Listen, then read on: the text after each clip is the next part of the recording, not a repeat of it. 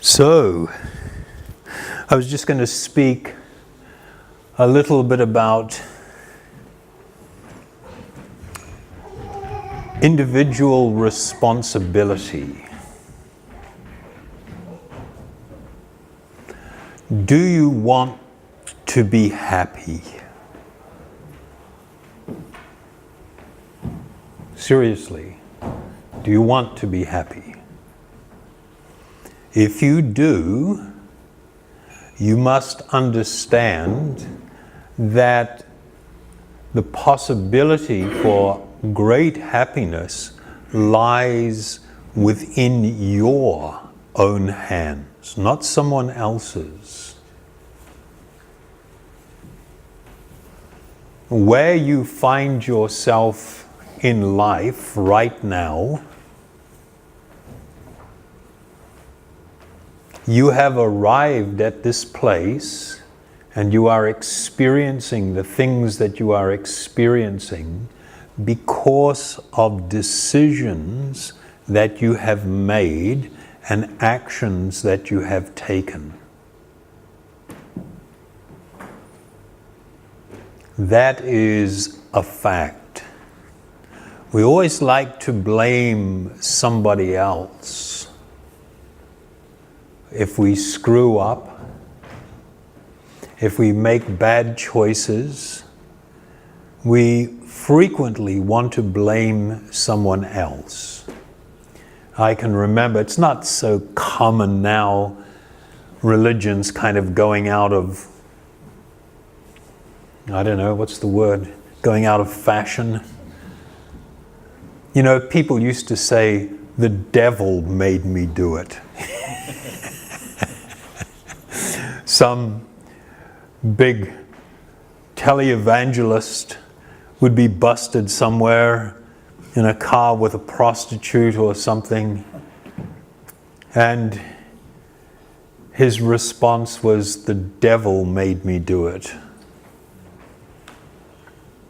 It's always somebody else that made me do it. It has become actually so bad that people can commit horrific crimes and blame it on drugs or blame it on a malfunctioning mind. And unfortunately, most people tend to sympathize with those types of arguments. Sympathize is not the right word. I sympathize with someone in that situation, but I'm sorry, I don't buy into that defense. That defense makes it so I'm not responsible.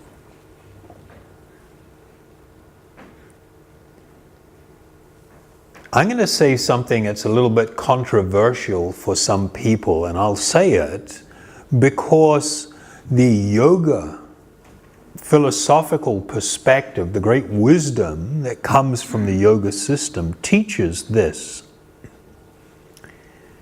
Number one, your mind is actually not a function of your brain. That already is quite a big deal, but there's substantial amounts of research, even from neurological doctors, neurological surgeons that spend a lot of time operating on the mind. I was just reading one just amazing article.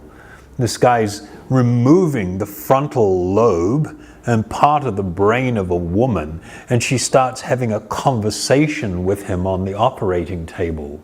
How's it going, etc.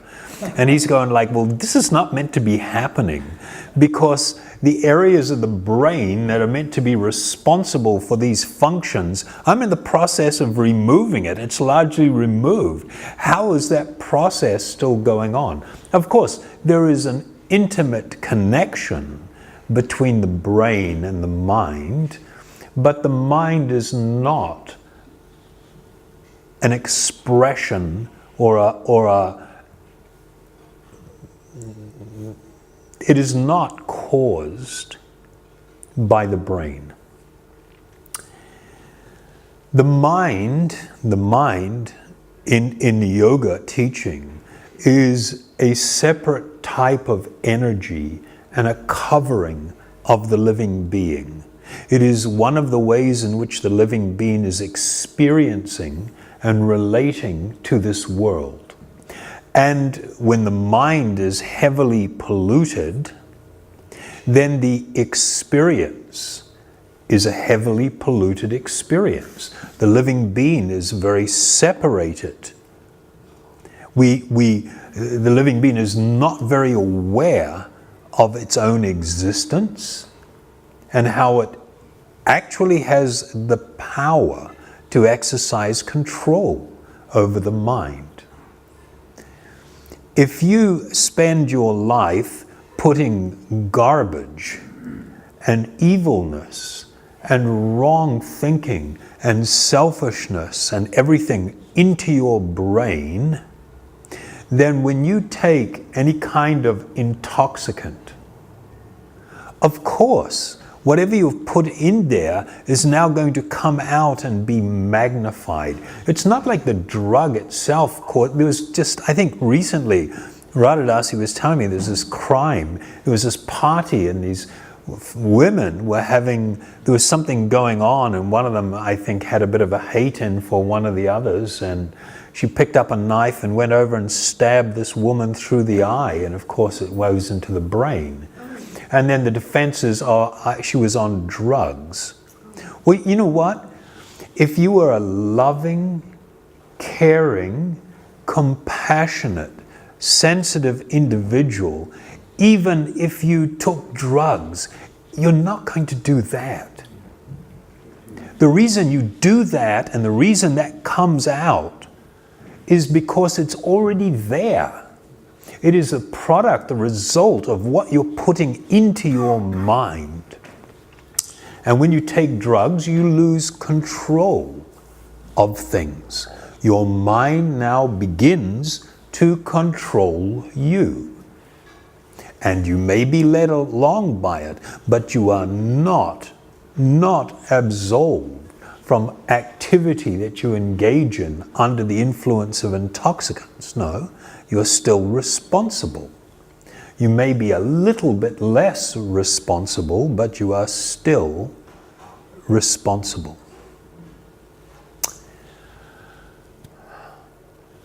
How about that? If you want to actually become happy, you have to take charge of your life. You have to learn how to make decisions. You have to learn to put things into your mind and into your body that are going to benefit you, that are going to result in good results. You have to do some hard work. You cannot be lazy and just submit yourself to whatever's going on in your mind and around you and think that everything is going to turn out okay. We experience in our life. Now, it may come to the point where we feel powerless, where we feel weak, where we feel unable to do things. So I'm going to read you a verse from the Bhagavad Gita. And it's really interesting. There's this warrior prince by the name of Arjuna. He's on a battlefield. He's about to engage in battle and then wants to change his mind and thinks that he's doing something very wrong. And he ends up in this amazing dialogue with Lord Krishna, who instructs him about just this wonderful wisdom. And he asks this question. He says, by what is one impelled to sinful acts, even unwillingly, as if engaged by force? Now, what I just read completely relates to this idea of a person seemingly unwillingly engaged in horrific acts. But it doesn't even need to be horrific acts. It can be even self-harm, where we're causing harm to our own mind and our own body. And what is it that, you know this word impel? It's kind of, you know, propel? It's the opposite of propel. Propel means you've been kind of pushed. Impelled, it means that you've been sucked in. You are impelled, and the words are really powerful and wonderful. By what is one impelled to sinful or harmful acts, even unwillingly? Oh my God, I shouldn't do this, I shouldn't do it, but I do it anyway. Even unwillingly, as if engaged by force. So Krishna explains to him, there's this word in Sanskrit that has a depth of meaning that cannot be compared to the English equivalent. But it is literally translated as lust. Lust in Sanskrit is karma. Not karma, K-A-R-M-A, but K-A, long A-M-A, kama. Kama it means not lust in just terms of sexual desire, how many people translate it.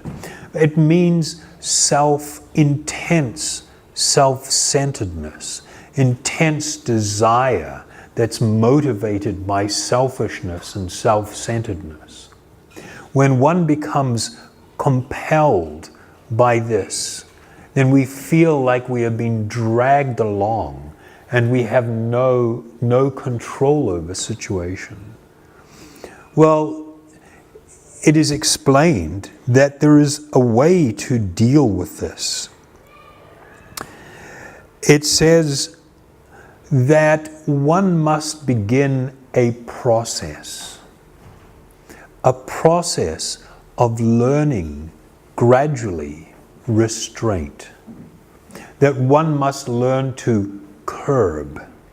This English word has been used, curb. The Sanskrit means the same thing. To curb. You know what curb means? What is a curb?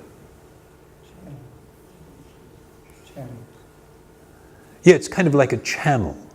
It's for directing. We have the curbs on the road. What are the curbs for?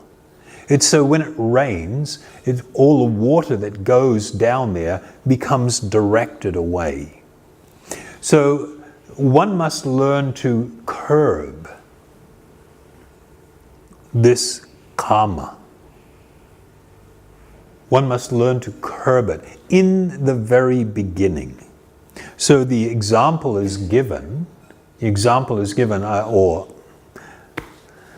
the one I like to use is like a bunch of kids. When you're kids, one of the things really cool to play with is matches. And of course, cigarettes, right? We all like to try the cigarettes when we were little kids. I don't know what's going on now. But you've got like a bunch of naughty little kids and they light a little fire in some grass somewhere in the middle of a paddock and everybody's laughing and it's hilarious. Then they stomp it out. Then somebody else wants to try, so they get the matches and they light and they let the fire get a little bit bigger and everybody's kind of like nervous and and then they stomp it out. And then somebody else, the tough guy, wants to have a go. And he lights the fire and he lets it get too big. And then all of a sudden, people are trying to sort of put it out around the edges. But they realize they've lost control. And if they stay there, they will become consumed by this fire. And so all the kids just run for cover while one of the neighbors sees the smoke and calls the fire brigade. Then the kids are all hiding somewhere.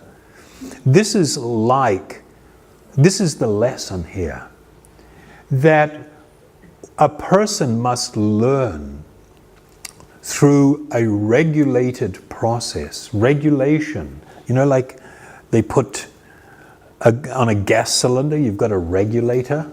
The regulator controls how much gas is going to come out, how forcefully it's going to come out, and by controlling it, you can sort of damp it down so it doesn't become an explosive force. There is a process for learning how to gradually address the things in our life that are bringing unhappiness, and to engage in the things that actually do deliver genuine and spiritual happiness. And it is a process of gradual regulation, damping it down, and learning to exercise control by, in the very beginning, when the fire is really small, saying, we're not doing this today, and stamping it out. It will probably come back. It will probably appear in the future. And I must use my intelligence to do the same thing. Now, what makes it so that a person can come to this condition? It's so unfortunate that we live in this time where desire has become like God. If I desire something, then it is good, it is right, and it must be done. And not only must I do it, but you need to agree with me when I'm trying to fulfill my desires. If not, you're a hater. And it's like, please, don't you know how bad it is for people to go down this path? I'll just read you another verse from the Bhagavad Gita that deals with this subject. It likens desire. When you feed the mind by allowing it free rein, allowing it to do whatever it wants, whenever it wants, and you follow along, you will always be unhappy. I'm sorry. You may get a big rush from something, some stimulation from something. You end up unhappy. And we are taught that the life of a yogi means actually learning how to deal with the desires of the mind. That I don't have to follow all of them. I can actually learn to gradually, bit by bit, to tolerate them. And the example is given here like an ocean. If you've ever seen massive rivers, and we're talking about the big ones, the Ganges, the Amazon, the big rivers that flow into the sea, where you have sometimes 80, 100 kilometers, 120 kilometers across the mouth, and fresh water going out 4 or 5 kilometers into the ocean. We're talking about massive flows of water. And yet the ocean remains steady. Even though there is this forceful and constant flow of so many rivers into the ocean remains still and constant. And it is advised that if we can learn to tolerate desires, particularly desires that are not helpful to us, it is an important part of actually achieving happiness, and not the other way around. So there's a beautiful verse. It says, a person who is not disturbed by the incessant flow of desires that enter like rivers into the ocean, which is ever being filled but is always still, such a person alone can achieve peace, and not the person who tries to satisfy such desires. oh my God, this is like, this is revolutionary. This is completely opposite to the message of a materialistic world that we live in, where we are told, just give into all your desires, go for it. Your desires are sacred, even if they become really weird and really distorted. By giving into them, by practically worshiping them, holding them up to be something profoundly wonderful, it will lead to your happiness. I'm sorry, no it doesn't. If you are going to go down that path, as we say repeatedly, it never ends well. What we must learn to do is cultivate desire that is for activity that is actually going to benefit us, that is actually going to deliver happiness. Even if we are in a state where we feel profoundly weak and unable to change, unable to do anything, hey, it's okay. We're all in the same boat. But if we engage in a proper spiritual process that is founded on this meditation upon spiritual sound, it will bring transformation to us. We will be able to find the strength, bit by bit, baby steps, little bit by little bit. We will find the strength, we will find the capacity to make it so that change will come into our life. And it won't be because we're big and strong and powerful. No, it is because we are taking shelter in that which is able to change us. That's it, folks. How about that? This is a lot to consider in a very short period of time here. We've covered an amazing subject, and the things that I have talked about, we can actually take one tiny part of that and expand on it. There is so much profound and wonderful wisdom there. But if you take what I am saying seriously, it is not my words, it's not an idea I came up with. This is something that I have received from great spiritual teachers who have passed this knowledge since time immemorial. And it is true, and it works, but one must be committed to at least try. So let us engage in that process, the one that brings about this transformation. Sound okay? Hare Krishna.